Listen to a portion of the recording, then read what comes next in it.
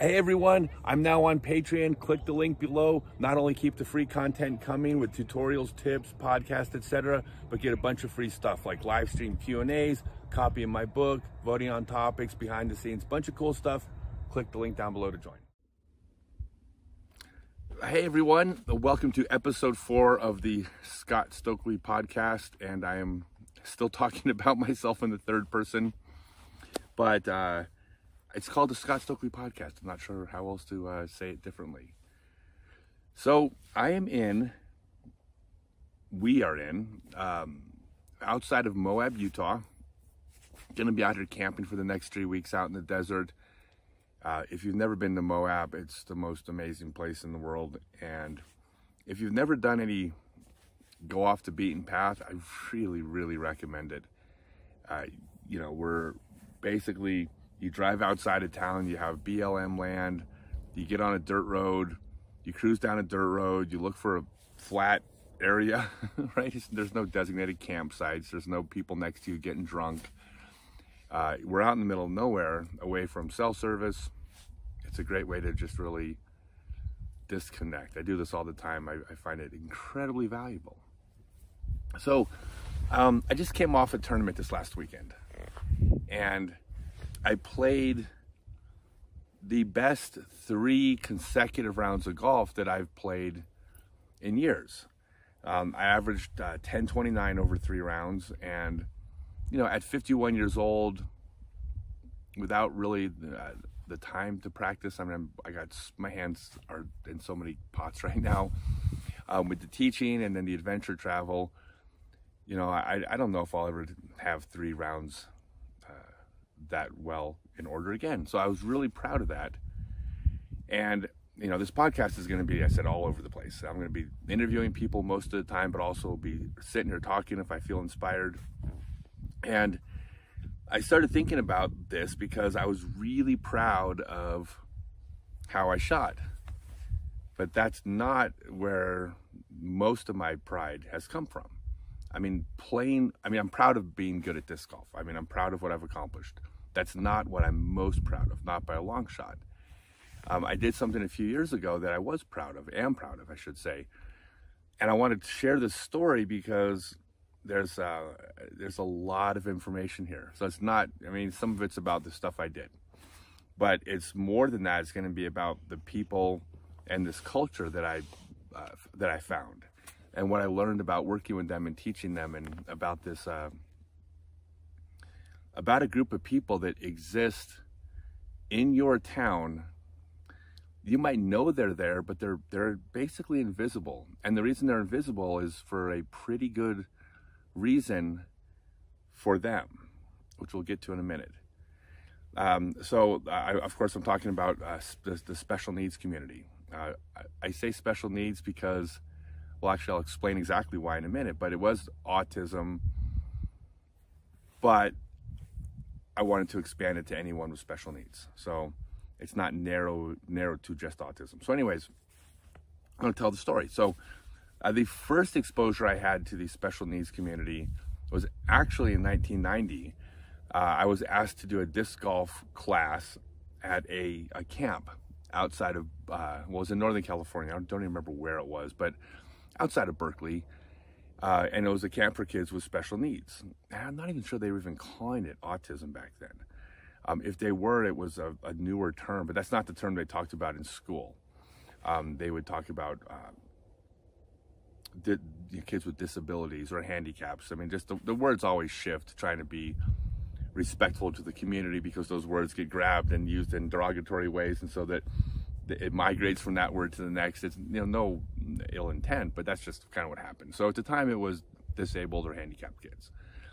Now we'd call it special needs.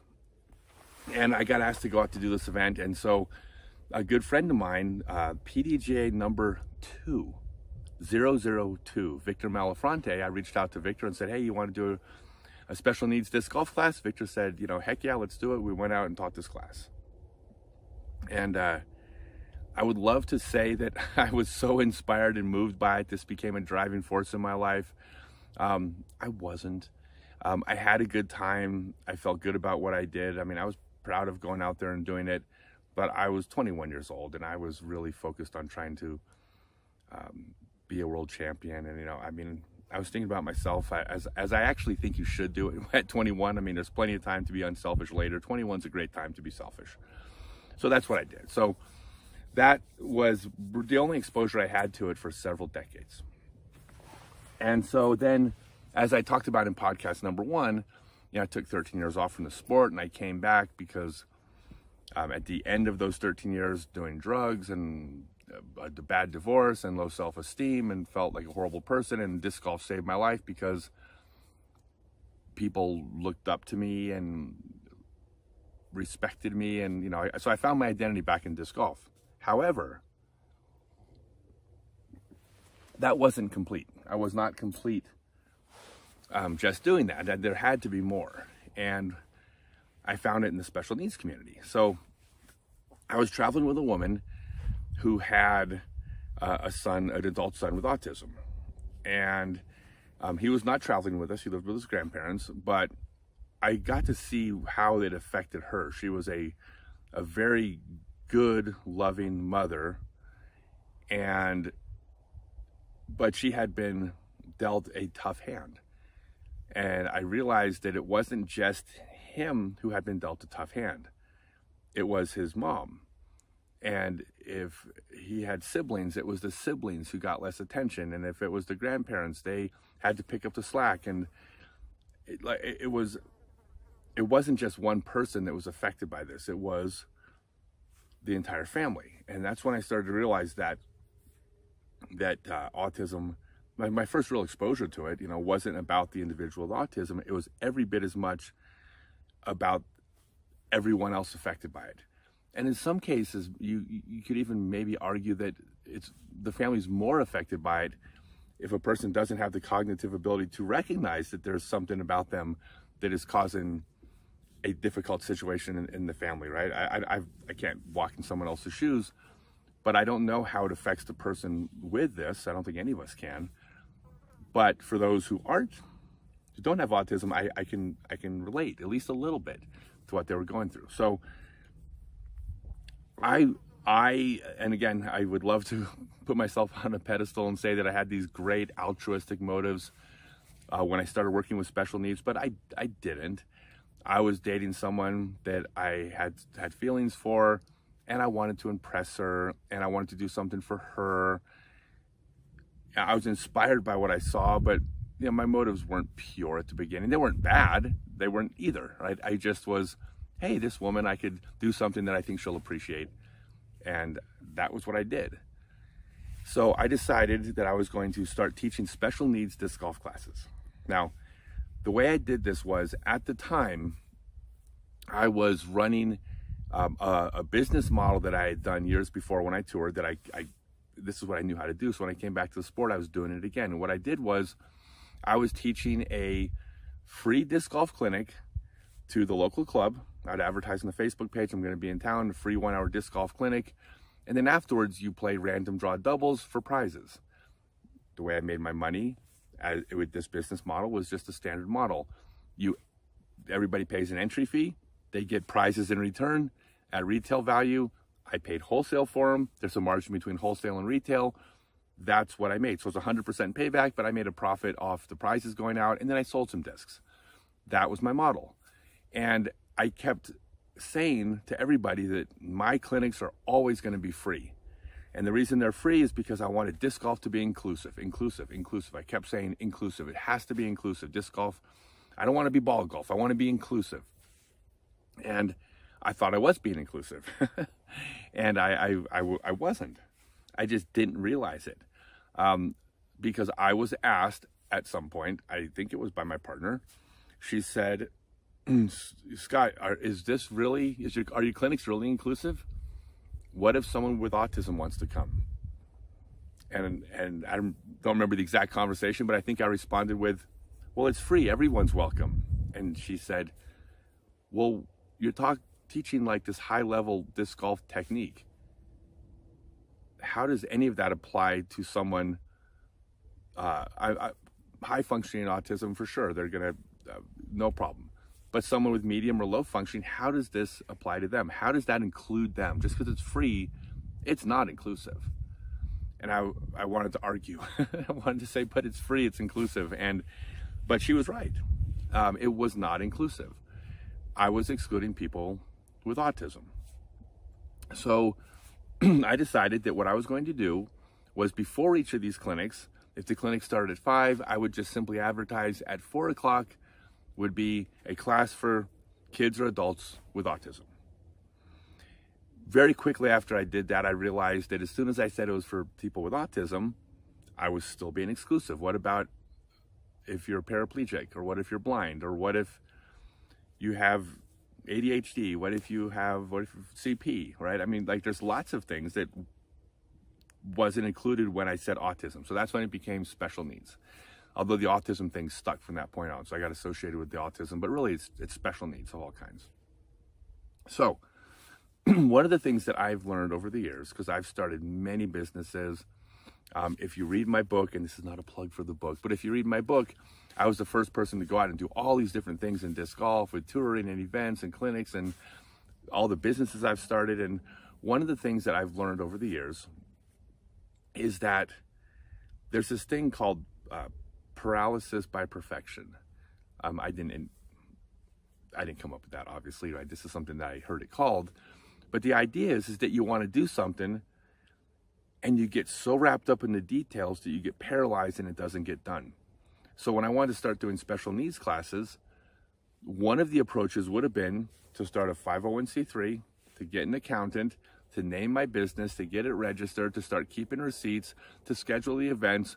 Of course, I got to now meet with people who teach autism, because what do I know about teaching people with autism or special needs, right? So now I'll have to learn how to work. And next thing you know, I would have been so buried in that, it never would have happened. And I see it all the time. People have these great ideas and they get buried in the details, and these great ideas never come to fruition.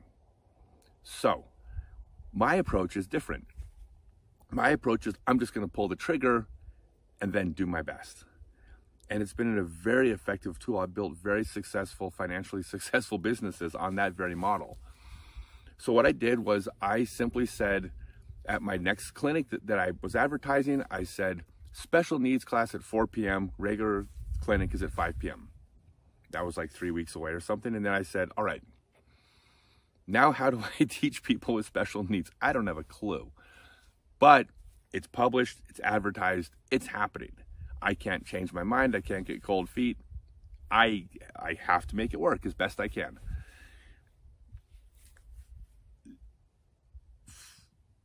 One thing I do want to mention, because this has come up, and this was one of the most frustrating things for me, is that later on, I'll get to this, I ran some actual fundraisers. I ran 20 actual, honest-to-God fundraisers back east where we raised money for an organization. But these Blue Power, by the way, I named it Blue Power. These Blue Power events were not fundraisers. Okay, these events were, I was doing a class and doubles afterwards, and it started with, I'm just going to come an hour early and do a class for kids and adults with special needs. That was it. When somebody asked me if they could donate money, one of the things I did was I would tell them no. I said, I don't accept donations. Donate to a local autism organization. Don't give me the money, because I feel weak for saying this, but for a while, the haters out there got to me. And so as soon as you think it's a fundraiser, well, where's the money going? Oh yeah, well yeah, he's really traveling on the country doing free classes. Yeah, what's in it for him? I mean, these are people that'll just tear you down. The negativity it's so gross, but I'm not immune to it. So I wouldn't even accept donations to myself. That way, the money never even, when they made a donation to an organization, money wouldn't even touch my hands. And that way I could be completely clean. You know, you want to question where the money's going? Well, it's not a fundraiser, and the money's being donated locally when someone wants to donate. So poo-poo on you. But it got to me for a while. I eventually got past it. But anyways, so these were not fundraisers. These are free classes for kids with special needs. So I advertised, well, for kids and adults. And I advertised, I'm going to be running an event. And the first event was in Crescent City, California. And no one showed up for the special needs class. I didn't know what to expect. I didn't know if there was going to be 100 people. I didn't know if it was going to be, I had no clue. But no one showed up. Okay. That was easy, all right? No big deal. The next event was in Arcata, California. And this is one of my favorite disc golf stories. I hope you guys follow this story because it's going to sound awful for a minute. But 3 people showed up to my class. There was a kid with very low functioning autism.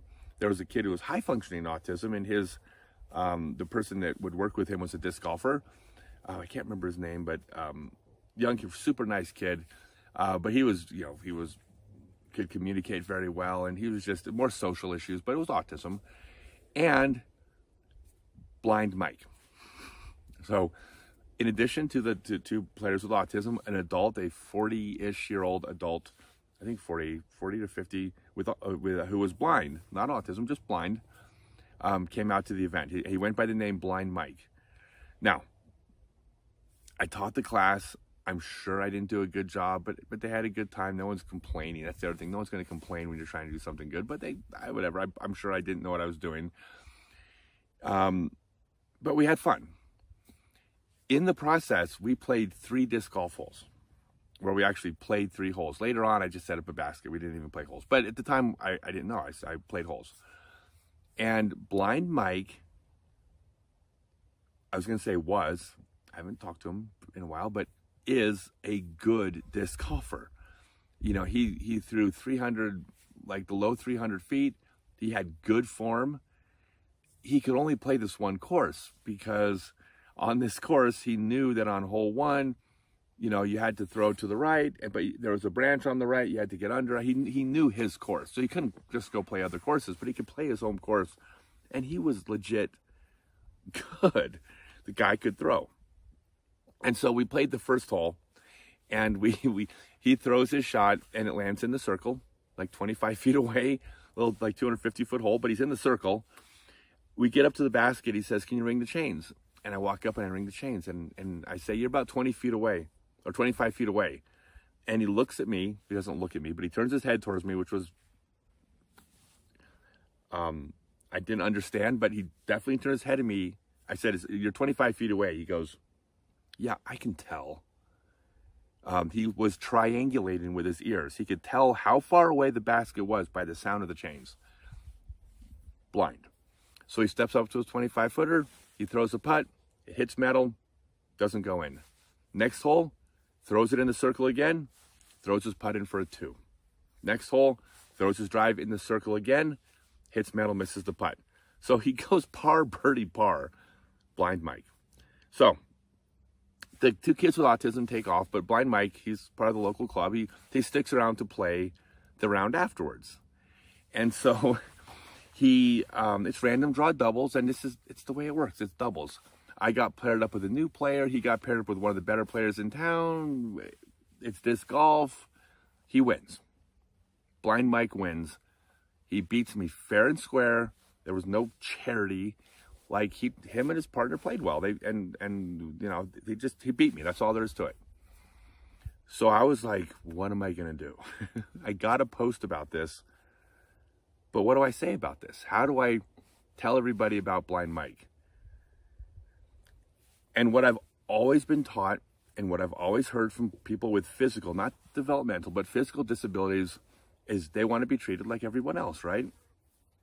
And they don't want to be pampered, and they definitely don't want pity. Never heard someone with a disability say they want pity. That's never heard those words.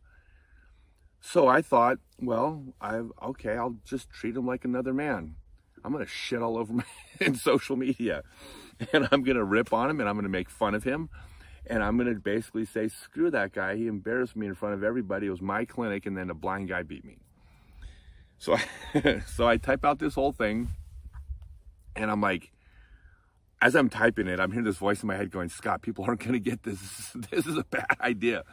And I was like, so I typed this thing out about how I was embarrassed by this blind guy and how pissed off I was. And I was like, oh my God, what do I do? Do I post this?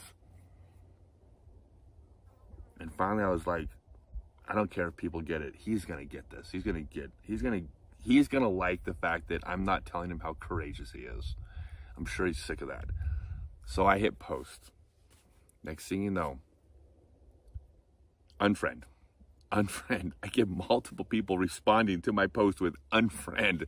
And the best one, honest to God, someone actually wrote, the exact words were, "There is a special place in hell for people like you." And I was like, oh, I think this was a bad idea. And then I get a message from one of his friends on Facebook, one of Blind Mike's friends.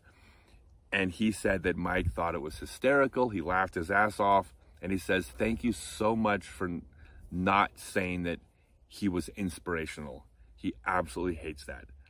So I had to chalk it up to there's people that think that he wanted pity, and they're wrong, and I was right. He wanted to be treated like a man because he was a man, and so I shit all over him for beating me. Anyways, that was my first introduction to the special needs classes. So, by the way, I have notes down here, that's why I'm checking. So, eventually, the classes, they evolved, and I got better at it over time.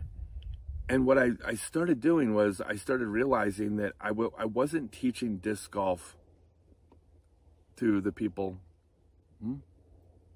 I wasn't teaching disc golf. By the way, I have a director. So if I look off camera and go, what am I doing? I'm being told to look at the camera. Okay, look at the camera. I don't know what I'm doing. Okay, so so what I realized is that it wasn't about the person with special needs. I mean, it is sort of, but it's about the entire family. The person with special needs gets a lot of attention, typically more than the other siblings. Out of necessity, it's not a bad thing, it's not wrong, but other siblings can get neglected and feel neglected. And I decided that Blue Power Disc Golf was about the family. And the idea was I wanted to give the family something to do. So I came up with this idea. I kind of borrowed it a little bit, but the idea, and this is why disc golf is the best sport in the world for people with special needs. I'm sorry, hands down, disc golf is the best sport. It's because disc golf is a parallel sport. Now, I borrowed the term parallel something, like I stole that, but I haven't heard a lot of people talking about parallel sports. Here's why this is important and why disc golf is the best. So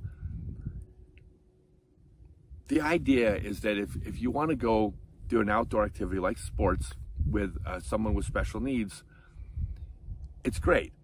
If you go out and you want to, say, play tennis, well, you're getting outside, you're getting exercise, like the older brother gets to spend time with the kid brother or kid sister with special needs. There's it's a great thing, right? It's a great family activity. You get to bond and all the things that come with that. You do so much.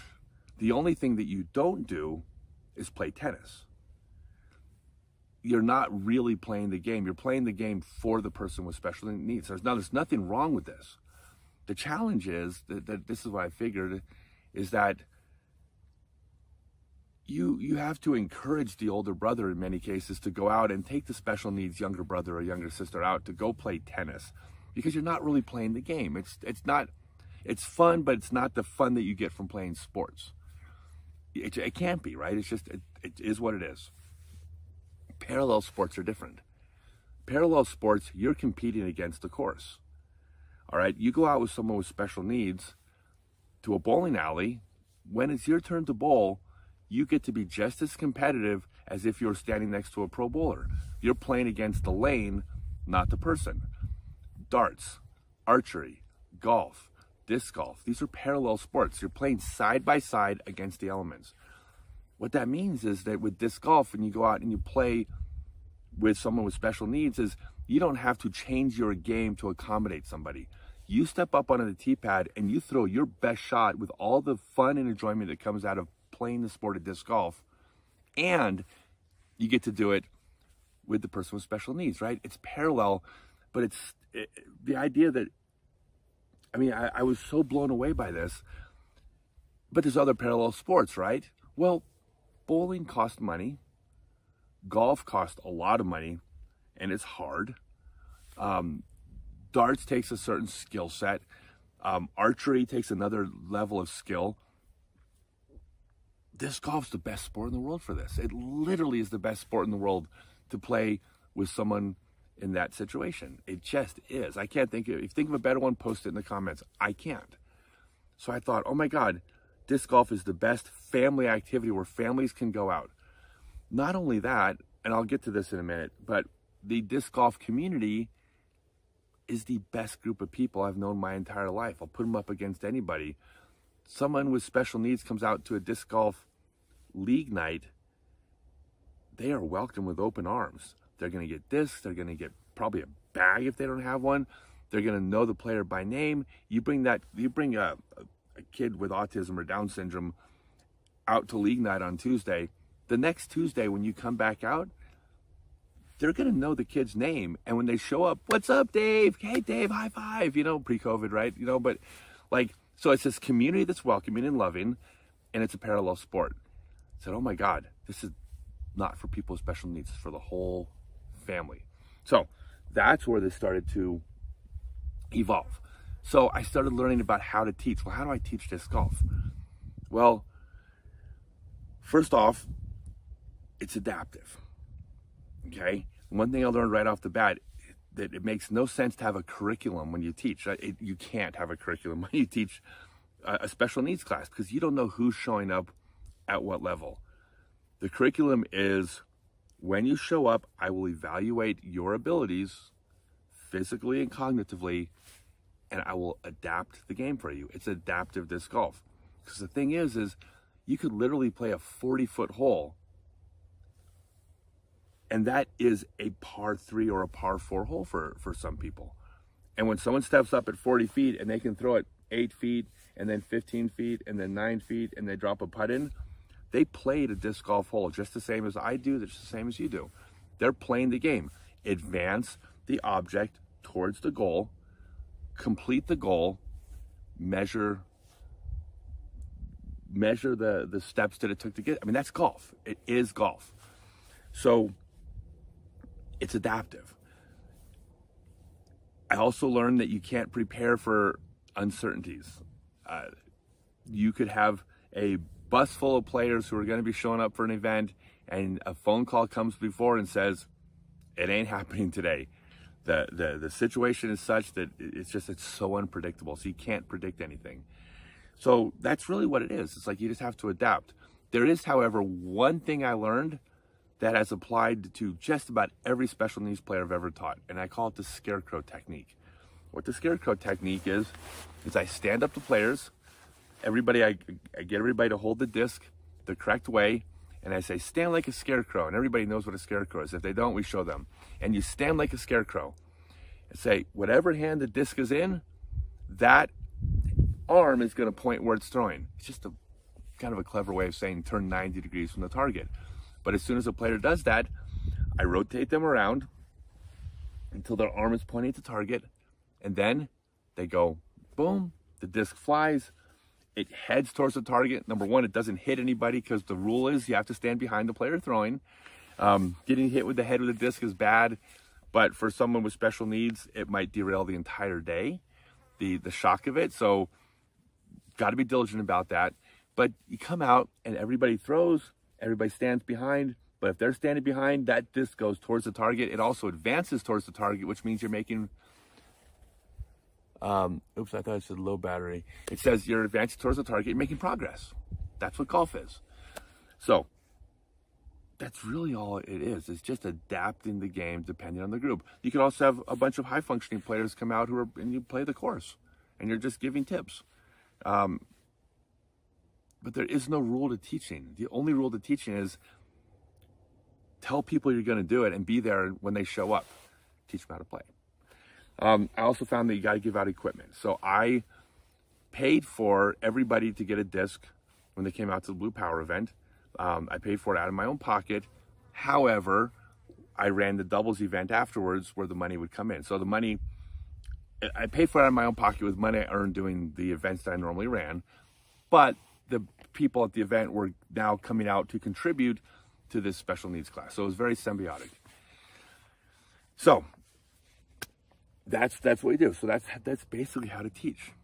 Now, I want to share, I made a couple notes. One of the fun stories that, that happen along the way.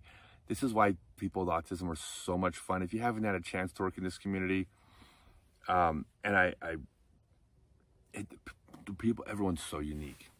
Like, there's an expression which is, if you know one person with autism, you know just one person with autism, right? There is no people with autism this or people with autism that.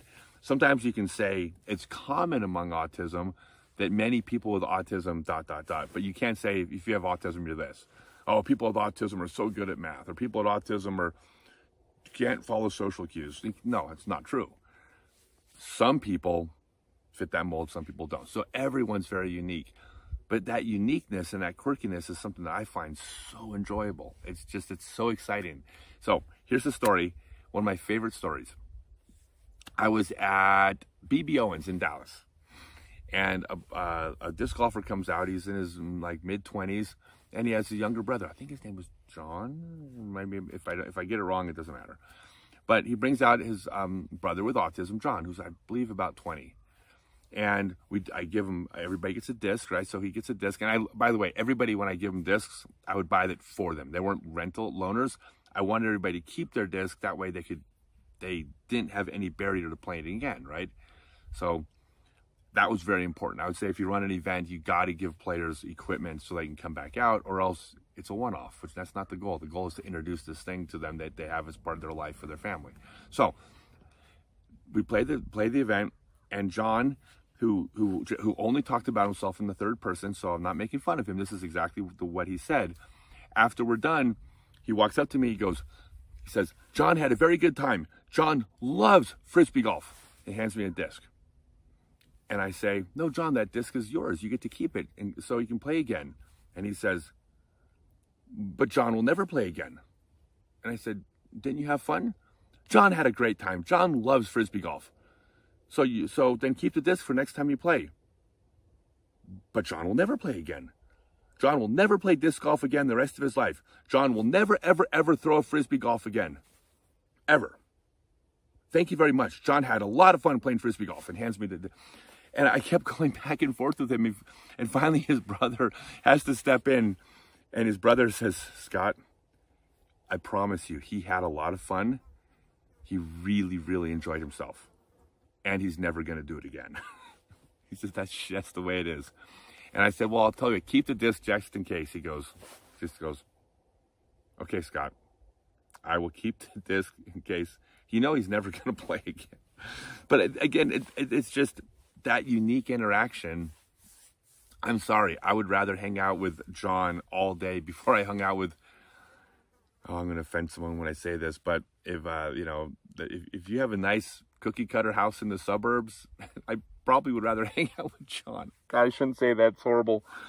But I like unique people, and I like different, and that community can be very unique and different. Nothing against the suburbs. Don't send me hate mail. There, I just dated myself. So anyway, so this is what's going on, right? This is how this is happening, and I'm getting better at these events, and people are coming out. Now, a real important thing that was happening at these events is I started getting letters from families, and people were writing me and saying, "Thank you so much for what you did did for my family." People on social media were posting about going, "Oh, Scott Stokely's such a good guy, such a nice guy. I'm so proud of you, Scott. Hey, you're one of the, everyone should be more like Scott." And I'm getting all these posts, and I'm getting these emails.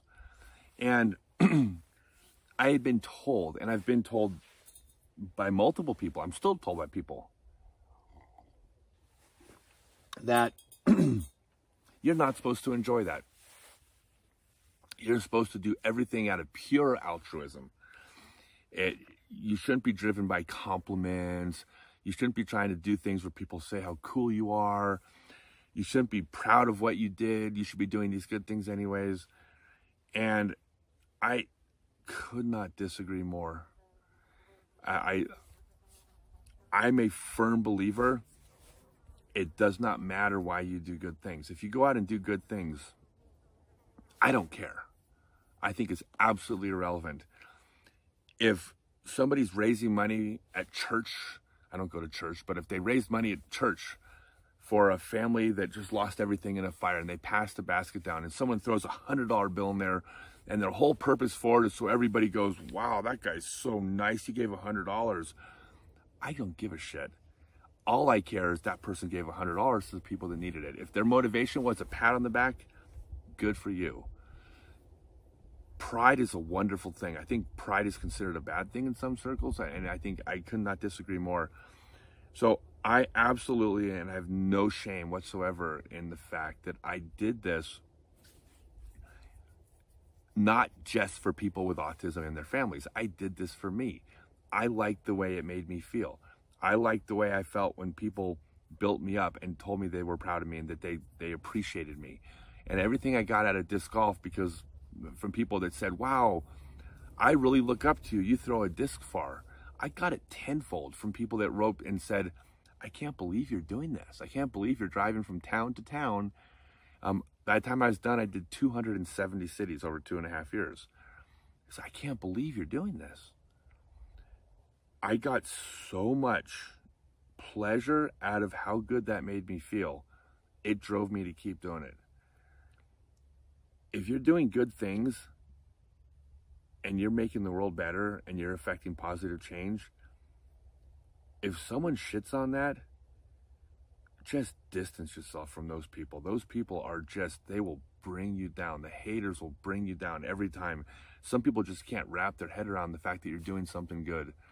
So that's my, little soapbox thing there, but I got so much out of it to a point where I'm going to find this. Actually, I have this back at our RV that is, we put in storage because we can't, the brakes.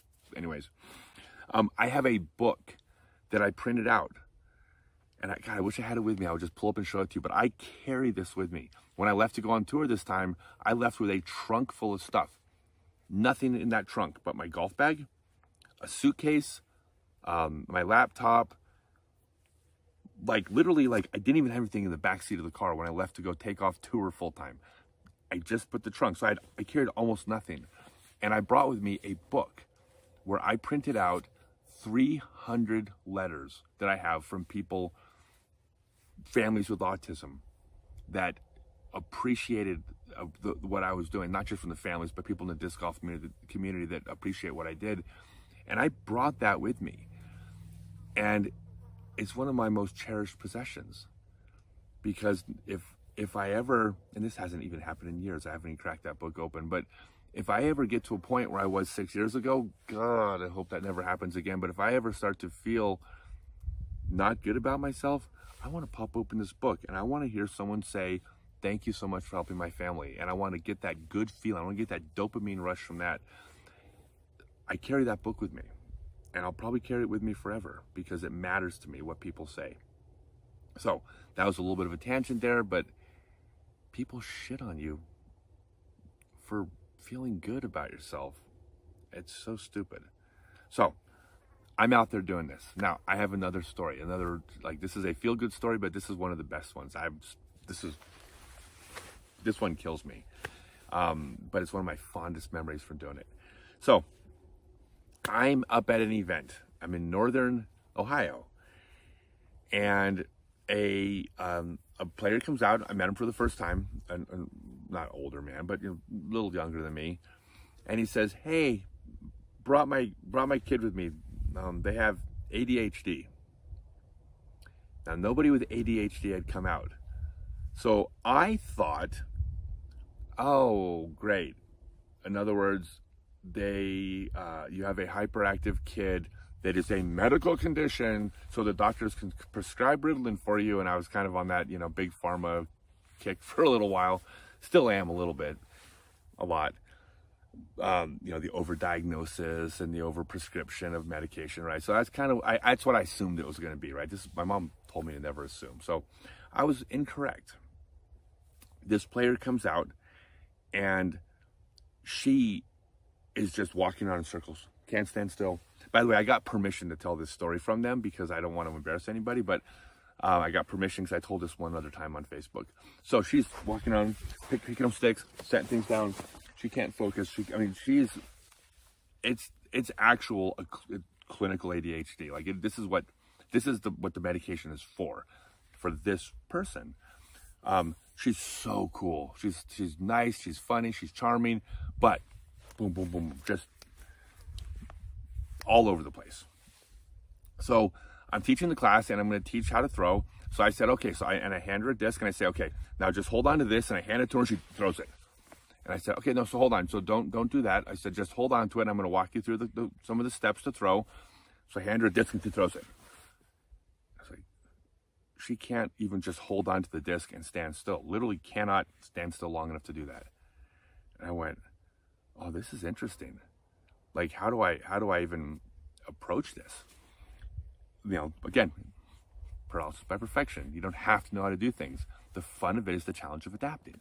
So she at one point, we're walking down the fairway and I hand her a disc and she goes to throw and she looks back and she sees a stick down on the ground and she picks it up and she looks at it and she goes, it's this kind of frowny look on her face, and she puts it down and throws the disc.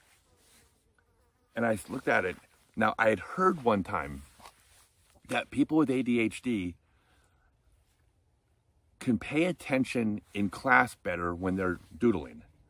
Now, doodling is a bit of a distraction, right? Of course, if you're doodling, it takes a little bit of your mind off what you're listening to, of course. But for someone with ADHD, that's a small distraction. A bigger distraction, a far bigger distraction, is forcing yourself to sit still and not doodling, right? That's what's hard. And so I thought about it and I said, I wonder if that stick is like doodling.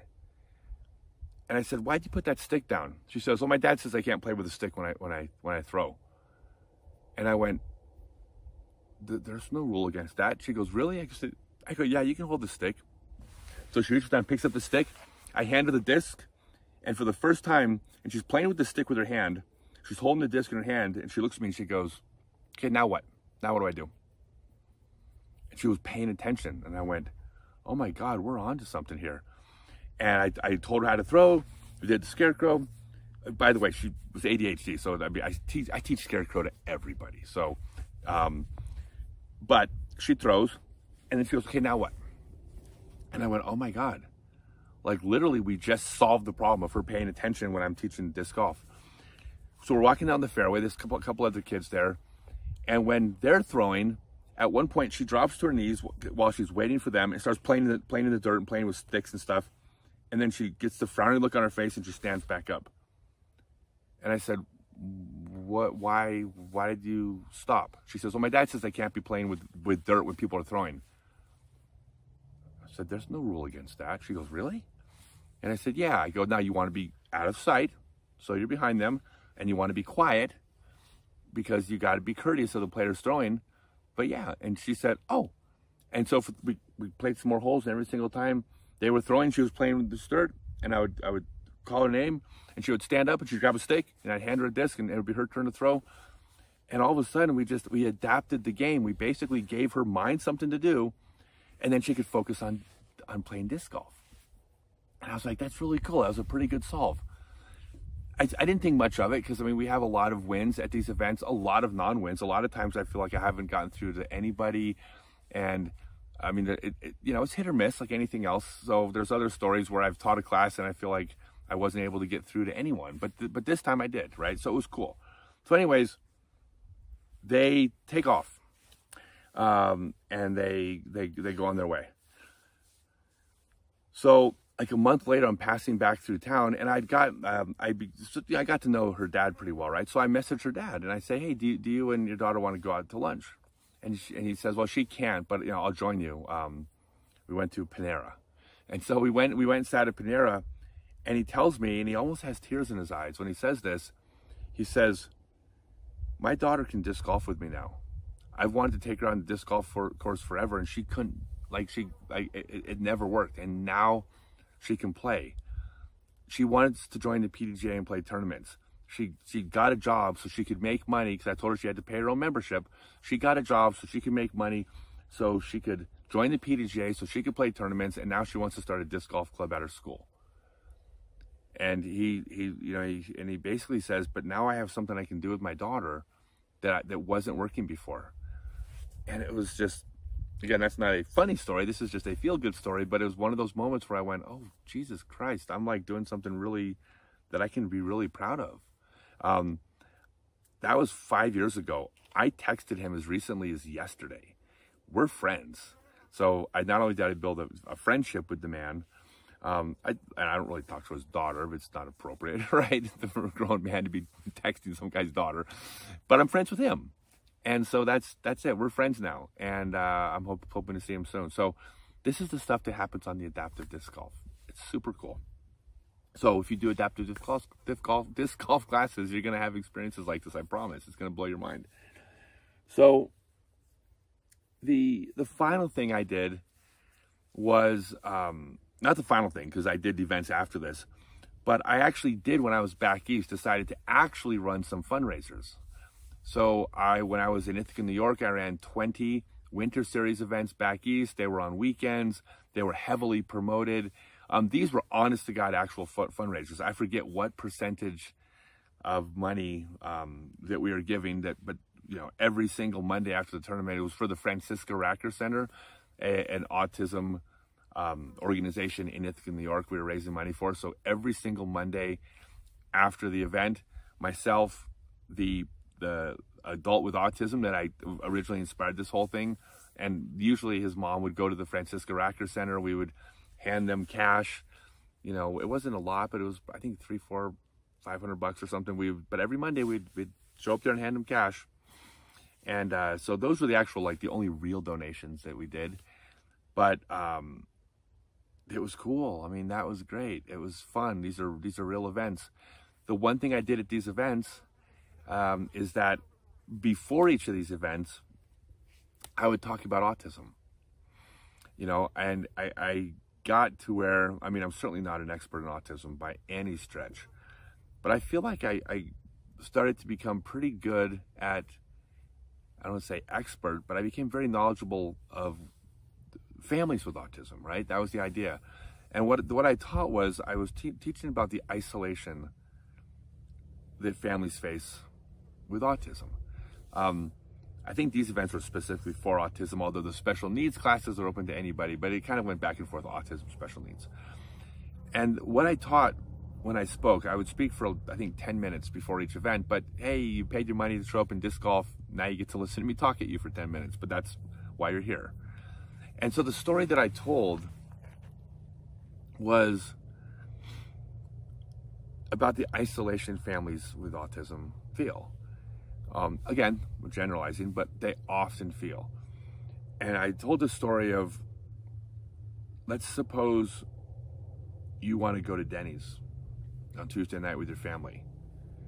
Many families, when they have a child with autism, just don't go, because it can be so unpredictable. That child could have a good day, and I say child, it could be an adult, but it could have a good day, could have a bad day, could do something that's embarrassing, and people stare, people give dirty looks, people are so mean.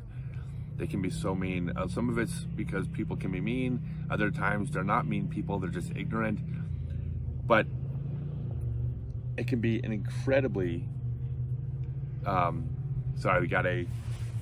in the desert and someone on a Jeep, a Jeep is going by, not a Jeep, an ATV is going by. This is so cool.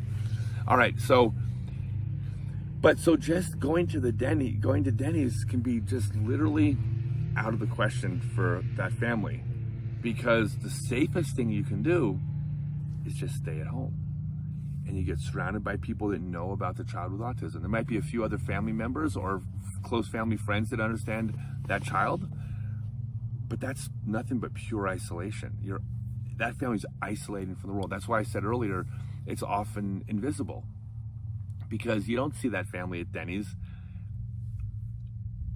proportionate to the amount of families that have autism in them, because a high percentage of those families avoid those situations where it might go off the rails. It could become embarrassing and just an awful situation. So they just don't go. And so the example I gave when I talked, and I mean, I always like to talk about the things I'm guilty of as well, because I'm not any higher or mightier than anybody else. That's nonsense. So I was just as ignorant as everybody else. But I gave the example You ever seen that kid at Walmart having a meltdown?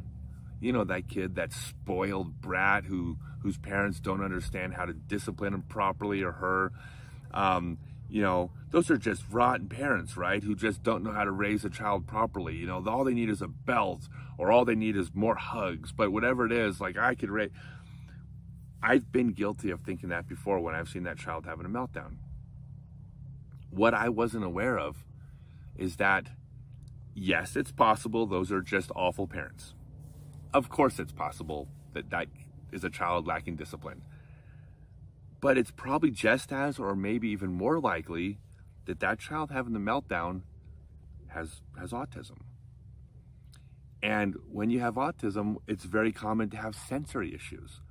And sensory issues mean that maybe lights or sounds or even crowds could become extremely high anxiety, bordering on painful. Again, I'm not walking in the shoes, but that's the response that someone with autism might have just to simply having those lights.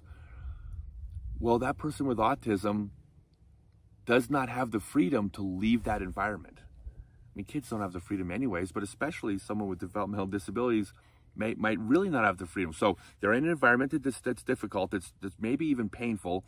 They can't leave that situation, and it's quite possible they don't even have the tools to communicate the pain they're feeling. The only thing they can do is meltdown. Could you imagine how that would be for a parent in that situation? Like, number one, you're dealing with your child in pain, and you can't help them, and you can't console them, and you can't communicate why it's okay. You can't love the pain away from them. But then in addition to that, you get dirty looks, you get dirty comments, you get people who are just plain mean and just lacking compassion. Maybe, again, it could just be out of ignorance. But you get people that are just, can be horrible. So now this horrible situation is double horrible because of the people around. And I've never said anything mean to a parent with a child having a meltdown, but I've thought it. And I probably gave dirty looks, maybe even not meaning to. Like, Jesus Christ, I have to deal with this child yelling.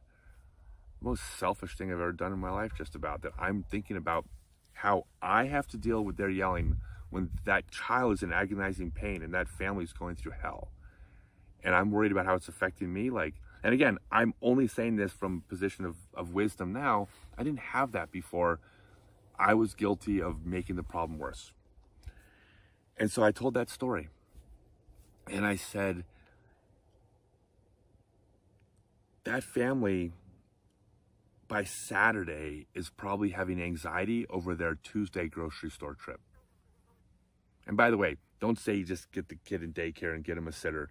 You have a special needs family, there's a really good chance. Number one, there's a really good chance that the relationship didn't work. So autism is like an 81% single parent situation. And a low functioning or even average functioning or medium functioning child with autism requires the attention. The person can't even work. So there's none of this bullshit about, well, then why don't they just get a sitter? Yeah, that works in the real world. It doesn't work for these families. They're blessed if they have a two-parent household with one person that earns enough money for one parent to stay home. I mean, that is a minority. So they have to drag that child with them to Walmart to go shopping every Tuesday and deal with this. Anyways, so I said, what you need to do is you gotta just walk up to that family. Just walk up to mom and just say to her, I know it's really hard. I think you're doing a good job. I've done that. Ever since I said to do this, I have done this. I've done this many times. I've had parents cry. I've been hugged simply by just being kind.